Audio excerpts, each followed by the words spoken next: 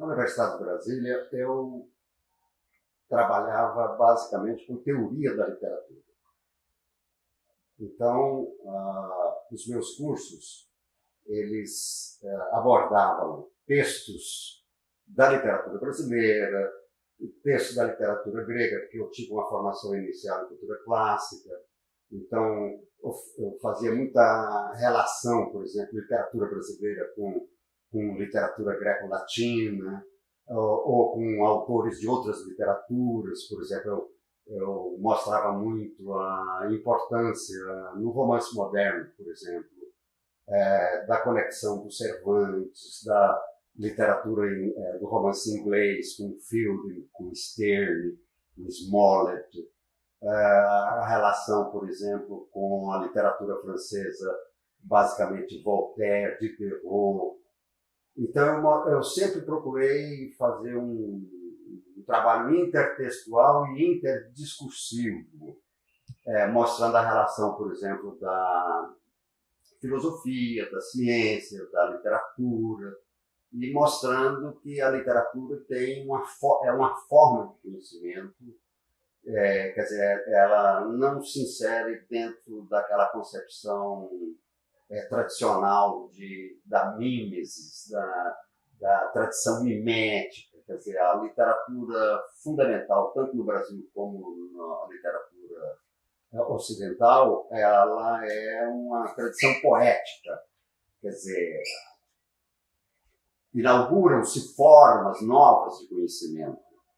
Quer dizer, o fenômeno histórico é interpretado, o fenômeno psicológico, o fenômeno social, mas numa perspectiva literária. Quer dizer, uma interpretação, no Brasil, por exemplo, o Machado de Assis faz uma interpretação da história do Brasil, das relações sociais, de uma maneira muito mais profunda do que fizeram os historiadores do seu tempo, os sociólogos, os psicólogos. Eu sempre procurei mostrar a literatura como forma de conhecimento e não como relato de acontecimento. Então, essa formação minha básica em teoria da literatura, ela me auxiliou muito no trabalho que eu faço aqui hoje na literatura brasileira, porque eu procuro abordar o texto literário, e não só eu, como também colegas do setor. O nosso setor também tem essa característica importante, quer dizer, não se negligencia a teoria do texto poético, seja em verso, seja em prosa, para abordar a literatura. A linha minha de pesquisa é interdisciplinar. E, como eu já afirmei, eu busco estabelecer conexões interdiscursivas. Não só na docência, como nos trabalhos que eu publico, por exemplo. Vou dar um dos livros meus, por exemplo, sobre Euclides da Cunha. Eu mostro o consórcio da ciência, da filosofia e da arte no discurso euclidiano, principalmente dos sertões e dos fragmentos relativos ao Paraíso Perdido, que é o livro que, infelizmente, ele não escreveu. Ele deixou apenas fragmentos. Quer dizer, ele escreve um livro sobre o sertão, depois um livro sobre a Amazônia. Né? São duas representações telúricas complementares, uma da seca, outra da umidade. Né?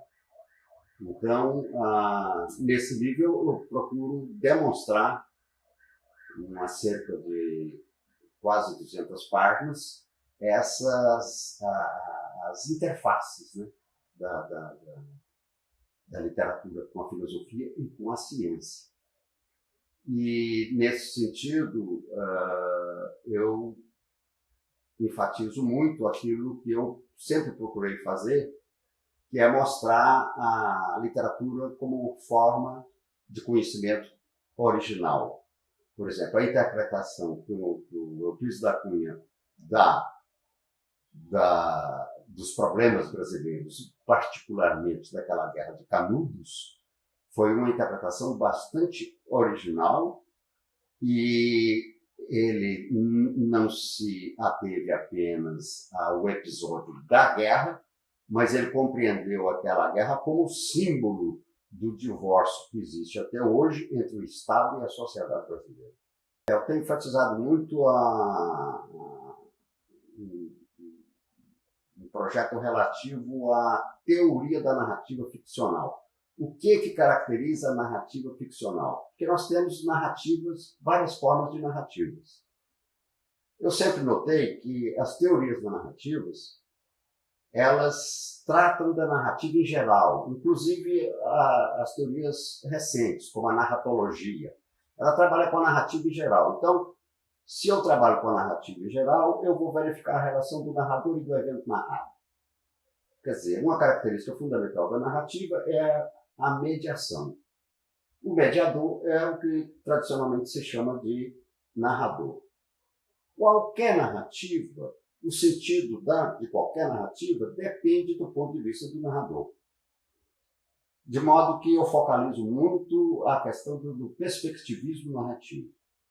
Porque na narrativa científica, por exemplo, a narrativa histórica, a ciência da história, o narrador adota um ponto de vista, esse ponto de vista depende da sua formação teórica.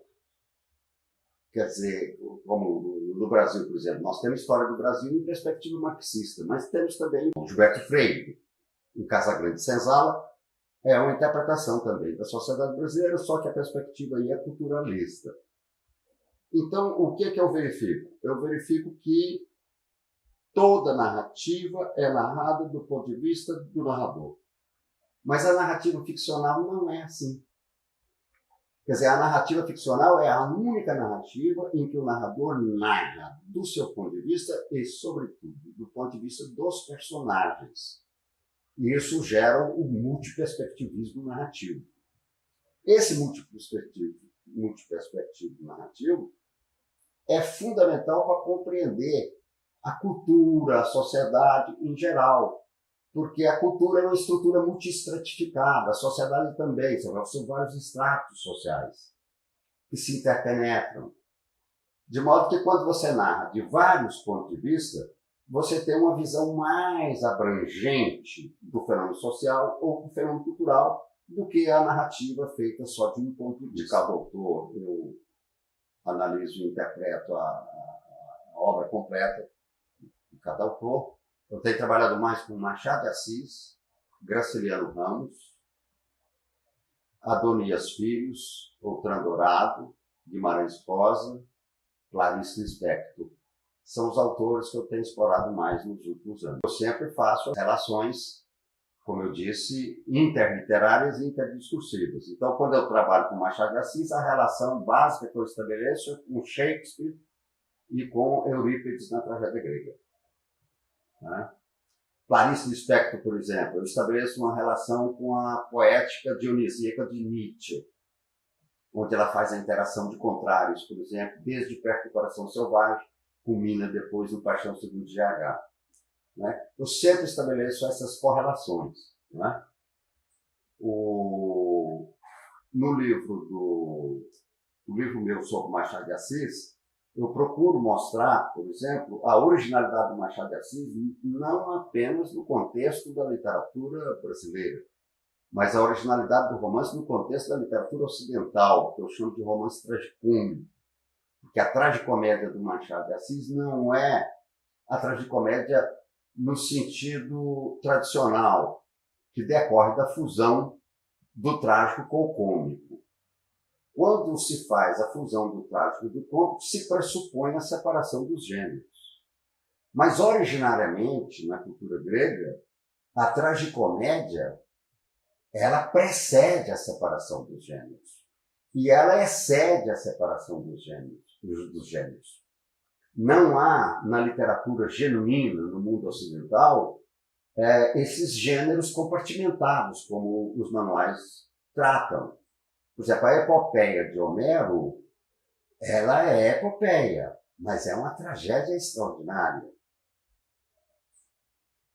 O Ésquilo, que elaborou a forma da tragédia grega, deixou por escrito que ele diz, referindo a si mesmo a Sófocles e Eurípides, ele diz, nós apenas aproveitamos os restos dos festins de Homero. Quer dizer, na visão da teoria tradicional da literatura, os gêneros estão separados. Mas na visão de Ésquilo percebeu muito bem a tragicidade do texto épico. E a Ilíada não é só um drama trágico, não é só uma narrativa épica, ela é lírica também. O escudo de Aquiles, por exemplo, no livro dos 8, é uma construção em abismo da Bíblia, da Ilíada toda. E é um texto, é um hino de louvor à natureza telúrica. Então, a gente diz, mas isso é lá na Grécia Antiga? Não. Na literatura brasileira moderna. A Grande Sertão Veredas, por exemplo, ele é um texto épico, quando ele trata da luta, por exemplo, dos dois bandos, o bando do Joca Ramiro em luta contínua com a luta do Hermógenes. Ali são textos, são narrativas épicas dessas lutas. Existe a narrativa lírica, que é o Riobaldo é iniciado por Diadorim na observação entusiástica dos elementos da natureza. Então, há verdadeiros poemas inseridos na narrativa, exaltando a beleza, por exemplo, do sertão, dos elementos do sertão. E há poemas como dizer, por exemplo, a bisbrisa do vento no buritizal, que leque-lequeia, onde ele forma um verbo leque-lequear, que é isomórfico ao movimento realmente da folhagem do coqueiro. Então, isso é um prosoema, é um poema em prosa que está inserido. Nós temos o drama trágico, que é o amor dele por Diadorim, porque como ele não aceitava o homossexualismo, ele recusou o amor.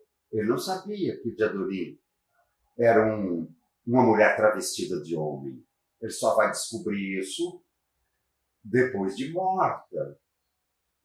E aí ele tem aquela exclamação, meus buritizais levados de verde, quer dizer, a vida toda se perdeu. Quer dizer, é um drama trágico. Então, o enredo amoroso é trágico. Mas o Riobaldo, ele é um ironista sutil. O texto é impregnado de comicidade. Foi inicialmente interpretado como se ele fosse um homem inculto, se instruindo com um doutor de ideias instruídas, como se houvesse uma separação entre a cultura popular e a cultura erudita, entre o mundo letrado e o mundo iletrado. Mas quando a gente lê com atenção o texto, a gente verifica que ele ironiza o tempo todo o pretenso conhecimento do doutor, de modo que existe o drama cômico também nesse texto, e é um texto recente. Na tragédia de Shakespeare, por exemplo, não há tragédia sem comédia. Nas comédias de Shakespeare também não há comédia sem tragédia. Então, essa interpretação dinâmica de gêneros no discurso literário é uma coisa que sempre me interessou e eu procuro mostrar isso, por exemplo, na literatura brasileira. Por exemplo, um texto como o do Graciliano Ramos, ele é um texto narrativo e um texto altamente poético. Quer dizer, não é por acaso que Graciliano Ramos vai ser admirado por um João Cabral de Melo Neto, que escreve um poema belíssimo, inclusive, sobre aquela prosa impregnada de poeticidade no sentido da concisão lapidar do estilo. Não é? E a palavra poesia, ela, desde a da cultura grega, ela tem um sentido de condensação. É uma condensação do estilo, uma condensação do sentido. Lógico, ele viabiliza a compreensão do fenômeno literário, porque a poesia, seja no verso, seja na prosa, ela privilegia a interação dos contrários.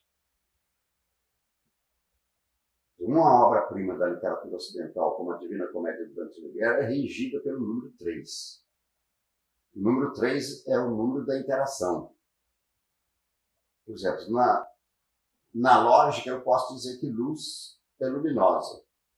Eu posso dizer que treva é trevosa, mas eu não posso dizer, quer dizer, eu posso dizer primeira vez, posso dizer segunda vez, luz é luz, segunda vez que treva é treva, mas eu não posso fazer a terceira afirmativa. Eu não posso afirmar que a luz é trevosa ou que a treva é luminosa.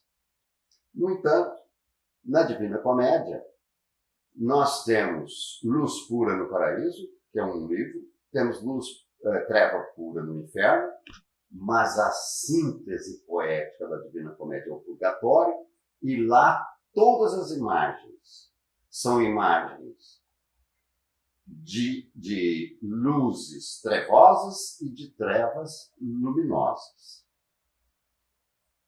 Se no inferno o desespero é total, e se no paraíso a esperança é total, no purgatório é uma interação dialética de desespero e esperança. Daí o nome de purgatório, de purgação e depuração.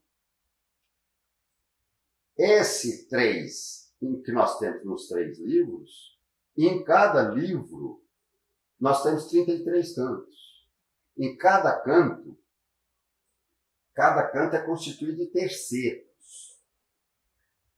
Cada terceto é constituído de rimas na terceira. Você tem o primeiro verso rima com o terceiro rima com o quinto com o sétimo. É sempre na terceira vez. São as terzinas dantescas. Né? Então, é o 3 perpassando tudo. O 3 perpassando tudo é uma reinterpretação do cristianismo, que foi muito mal interpretado pelo catolicismo e pelas outras correntes, como o protestantismo, porque o cristianismo tem muito mais a ver com o platonismo, que é essa separação de matéria, espírito, corpo e alma, do que com o próprio Cristo, porque Cristo não fazia separação de espírito e natureza, de corpo e alma, matéria e espírito. Tanto que, dentro de toda a história da religião, ele é o único Deus que assume um corpo mortal e que nasce com a missão de morrer. Se esse Deus desvalorizasse o corpo, se ele trabalhasse com oposição antagônica, ele não ia assumir um corpo mortal e nem ia se referir à natureza telúrica que ele faz o tempo todo nos sermões, exaltando os lírios do campo. Ele sempre meditava, por exemplo, saindo das aldeias, das vilas, indo para as florestas, para as cachoeiras. Quer dizer, ele tinha um amor ao mundo telúrico. E toda a missão dele é uma missão de redenção da vida na Terra. Isso não foi muito bem interpretado, mas o Dante interpretou isso porque a Trindade significa que o fundamental não é o Pai transcendente, nem o Filho imanente, mas a união da transcendência e da imanência no Espírito Santo. Porque esse terceiro, que é o Espírito Santo, é que põe o Pai para o Filho e o Filho para o Pai, porque não há Pai sem Filho, nem Filho sem Pai. Mas a relação, a interação dos contrários, Pai e Filho, se faz no Espírito Santo. Então, o que ele está fazendo, Dante Alighieri? É muito diferente do cristianismo histórico ortodoxo. Ele está fazendo o cristianismo do Espírito Santo. Não é o cristianismo transcendente, puritano. O cristianismo de São Paulo, por exemplo. São Paulo tinha pavor de matéria, de corpo. Carne para São Paulo era carniça, uma coisa que tem que ser rejeitada. Mas ele é o maior teólogo do cristianismo. Sem São Paulo não haveria o cristianismo no sentido de sistema religioso ortodoxo. Mas uma coisa é o cristianismo de São Paulo, outra coisa é o cristianismo de Cristo. Então, essas conexões eu procuro mostrar também na filosofia. Por exemplo, o Nietzsche vai fazer a mesma coisa. Vai mostrar que um único cristão morreu na cruz, é Cristo. O resto, ele diz que é platonismo para o povo. Essa separação de matéria e espírito, corpo e alma, essa coisa toda. Então, quer dizer, esse é um exemplo que eu estou dando para mostrar que eu estou sempre buscando as interações. E esse trabalho que eu venho fazendo há algum tempo, eu acredito que hoje é um momento privilegiado para se estabelecer essas conexões. Porque se milenarmente houve uma separação drástica de filosofia, ciência e literatura, poesia, hoje isso não ocorre com as revoluções científicas do século XX. Por exemplo, a física quântica trabalha também com a complementariedade dos contrários. Onda e corpúsculo, por exemplo, são complementares. Niels Bohr, que é um dos fundadores da física quântica, diz que os contrários são complementares na física quântica, nos microfenômenos físicos. Então, a física já está admitindo uma forma de conhecimento que transcende a possibilidade lógica. Quer dizer, está admitindo a interação dos contrários. Eu tenho, por exemplo, trabalho mostrando que a física quântica vem, por exemplo, da poesia do Goethe. O Goethe chama de polaridade, essa interação dos contrários. Aí, na literatura brasileira, um homem extraordinário como Machado de Assis trabalha com essa duplicidade originária. Por exemplo, em Memórias Póstumas de Brás Cubas, ele, no capítulo Delírio, ele vai mostrar, por exemplo, que vida e morte são averso e reverso de uma mesma realidade. Vida e morte são separadas, são complementares. Ele vai mostrar no capítulo Humanities que causa e cosmos são complementares. E vai mostrar no capítulo 51 e 52, que ele chama de lei da equivalência das janelas. Ele vai mostrar que a personalidade humana não é homogênea. A personalidade humana é heterogênea. Não há uma personalidade simplesmente boa, nem simplesmente má. O ser humano é essa interação do bem e do mal. O Euclides consegue extrair uma poética da potência telúrica. Então, esse livro se intitula A Geopoética do Euclides da Cunha. Esse eu considero importante. O livro sobre Machado de Assis, que é o romance tragicômico de Machado de Assis, que mostra a originalidade desse romance no contexto da literatura ocidental. O livro sobre Guimarães Rosa, que chama Saga Rosiana do Sertão, em que eu mostro o sentido originalíssimo da saga rosiana, que não tem nada a ver com sagas islandesas, não tem nada a ver com a saga heróica dos gregos. Quer dizer, a saga dele é a saga da natureza universal. Ele não trabalha simplesmente com a forma humana de vida, mas ele trabalha com a vida em si mesma, nas suas manifestações fitomórficas, teriomórficas. Quer dizer, você tem, por exemplo, textos inteiros dele em que o protagonista é um buriti, tem textos dele em que o protagonista é um burrinho, tem texto em que o protagonista é boi. Quer dizer, ele trata da vida no sentido universal do termo, e não na vida restrita ao universo puramente humano. Então, essa saga da vida em si mesma eu procurei mostrar como uma originalidade do Rosa no contexto da literatura ocidental. É uma saga bem diferente das sagas conhecidas pela história da literatura. Um livro dos mais importantes que eu considero é um livro que eu publiquei fazendo uma reinterpretação da tragédia grega. Porque a tragédia grega ela é interpretada até hoje na perspectiva aristotélica, e eu considero que essa interpretação de Aristóteles não corresponde ao fenômeno poematizado, nem por Ésquilo, nem por Eurípides, nem por Sófocles. Então eu procurei escrever um livro do ponto de vista dos tragediógrafos, e não do ponto de vista do teórico. Porque esse é um outro ponto nos meus estudos, é que, assim como eu renego a metafísica, eu renego a estética também. A estética, para mim, é a metafísica da arte. Quer dizer, são teorias da arte elaboradas por pessoas que não são escritores, nem em verso, nem em prosa. Aristóteles nunca escreveu poema nenhum, ele é um puro teórico, ele é um filósofo. E é um filósofo da lógica, inclusive é um inventor da lógica. A lógica é incompatível com a tragédia grega. Na tragédia grega vocês têm interações sucessivas. As próprias emoções trágicas, elas são interativas. Por exemplo, isso que a gente fala de compaixão e terror, né? Que é a tradução de de Hélios Caifobos, que é a expressão dos poetas trágicos gregos, diz que a tragédia suscita as emoções, que a gente pode traduzir em português, de compaixão e terror. Mas observe, compaixão e terror é um sintagma indecomponível. Compaixão tem a tonalidade emocional da atração. O terror tem a tonalidade emocional da repulsa. Então, repulsa e atração estão unidos na representação do universo trágico.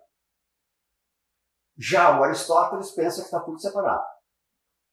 E ele acha que a tragédia é a representação de ações. De modo que ele é o autor desse enredo que existe até hoje nos manuais de literatura, segundo o qual a narrativa é regida, quer dizer, você tem uma narração progressiva de eventos consecutivos, com antecedente, consequente, a correlação consecutiva dos eventos, causalidade do acontecimento, causalidade psicológica, causalidade ideológica.